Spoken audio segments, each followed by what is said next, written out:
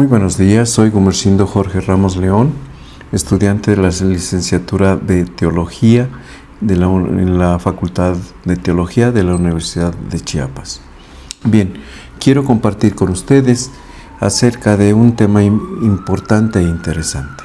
¿Qué sucedió después de la etapa del medievo, en donde la escolástica tuvo un gran auge, en donde se pretendió llevar a cabo la coincidencia o la conjunción entre filosofía y teología?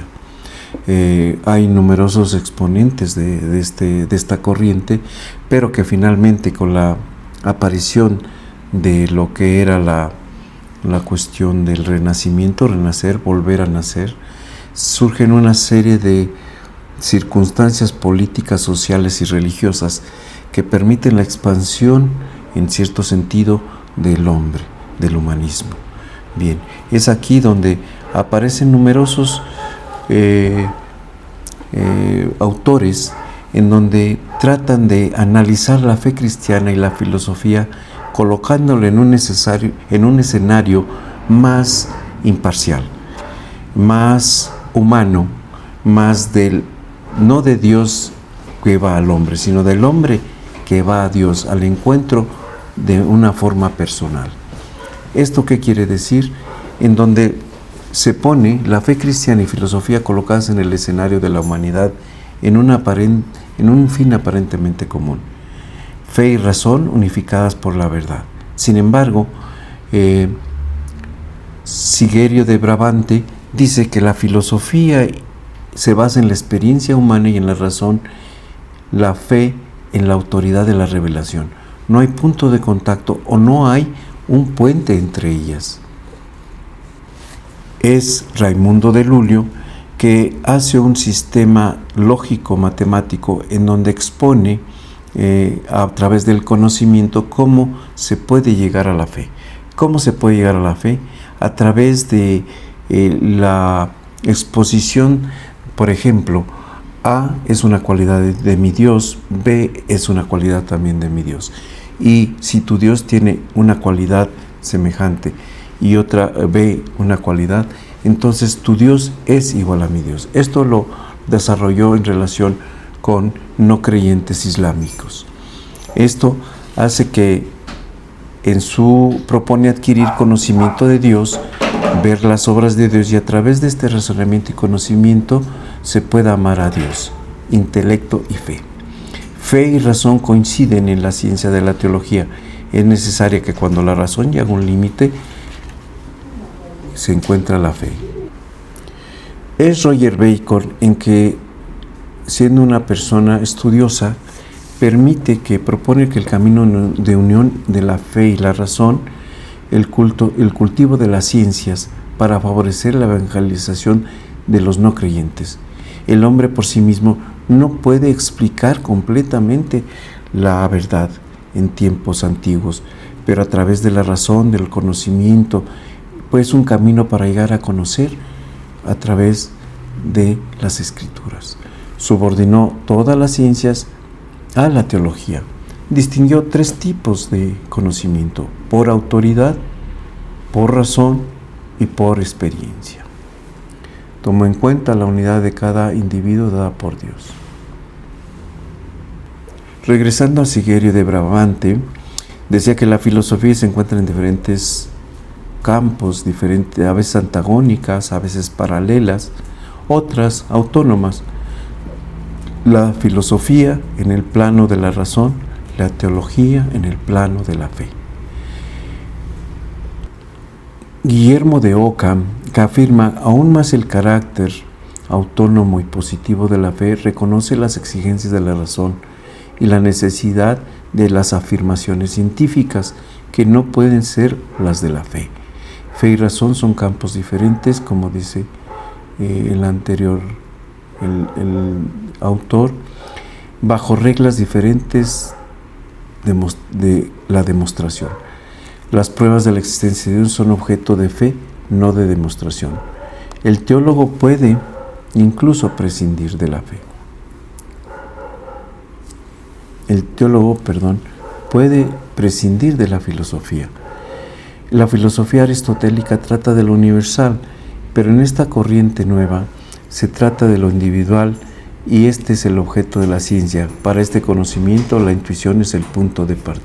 Propone el empirismo como inicio para el desenvolvimiento natural de lo que se denominará nominalismo, que es el conocimiento que solo existe lo que el hombre puede accesar, que puede aprender como individuo, que más tarde llamaría materialismo. Respecto al papado, hace una crítica muy dura respecto a la falibilidad del papado. El ejercicio del poder es una negación del cristianismo. El papado en sí mismo también es falible. Y la vida mística es un camino que da acceso precisamente a la posibilidad y la elevación del hombre de conocer a Dios. Él propone una teoría de la centella o de decir lo siguiente: el mundo natural y el mundo sobrenatural, y ofrece la posibilidad de una relación de este mundo natural al mundo sobrenatural. Otro pensador, estudioso, Eckhart, propone el famoso concepto del alma como centella, chispa o fondo. La centella del alma es el fondo último del alma. El fin de la metamística es la unión con la unidad divina. Hay una individualidad, Cristo para mí, o sea, una relación de uno a uno. Hay un enfoque individual, criterio natural. Continuamos con Juan Wycliffe y el principio bíblico. Pone un énfasis extraordinario sobre la supremacía del estudio de la Biblia. Rechazaba a la iglesia institucional, así como que decía que la palabra divina descansaba en los elegidos, pero quienes únicamente irían al cielo. Sin embargo, no se sabe quiénes irían al cielo siendo estos elegidos, y el Papa entra dentro de este concepto. La iglesia está constituida por los elegidos y ningún cuerpo, ninguna circunstancia terrenal puede usurpar esta autoridad. Sostenía que todo poder había que ejercerse con dos autoridades, la civil y la espiritual, a través de la Biblia. La Biblia es la palabra de Dios, por tanto no tiene ningún error, y tradujo el Nuevo Testamento al inglés medieval. Es esta etapa del Renacimiento, de Reforma. Renacimiento es el tránsito entre la filosofía medieval y la filosofía moderna. Hay algo importante de decir. El sello característico de esta etapa es la duda y la especulación. La vida retorna a lo mundano. Ya no interesa tanto la cuestión presente, no interesa tanto la cuestión futura ni pasada, sino la presente, o sea, a una especie de humanismo. Disidencia de los grandes, hace disidencia de los grandes concilios, denuncias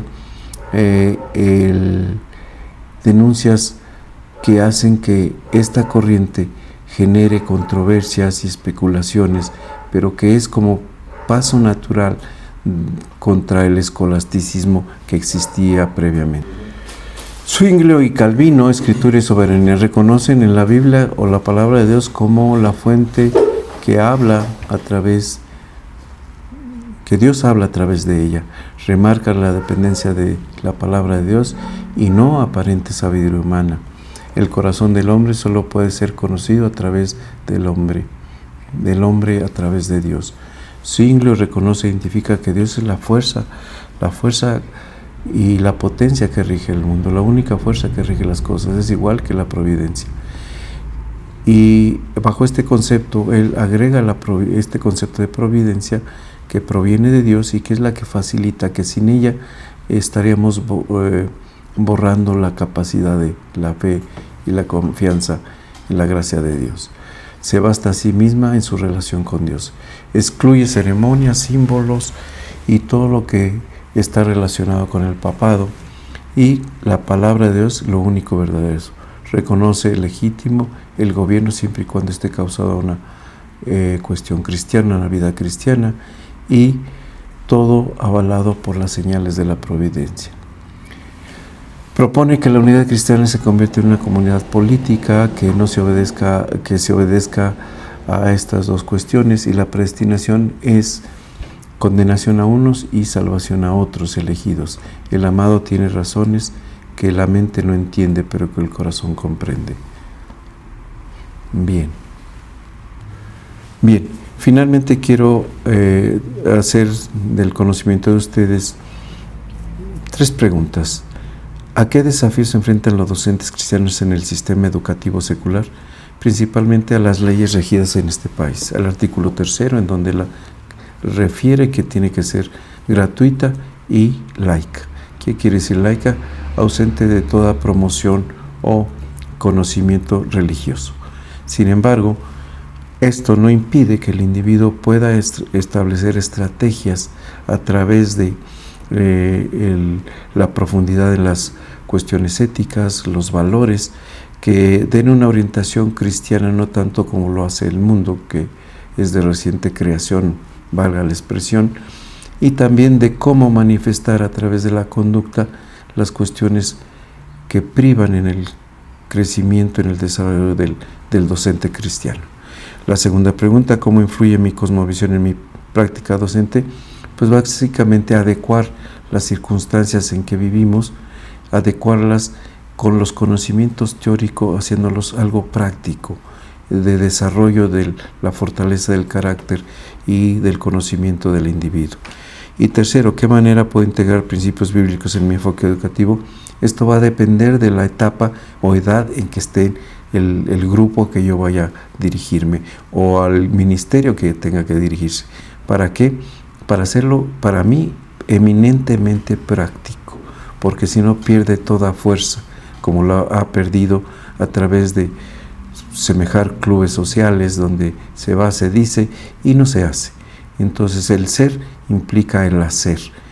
Y finalizaría con oración, es acción, no nada más pensamiento ni espiritualidad. Gracias.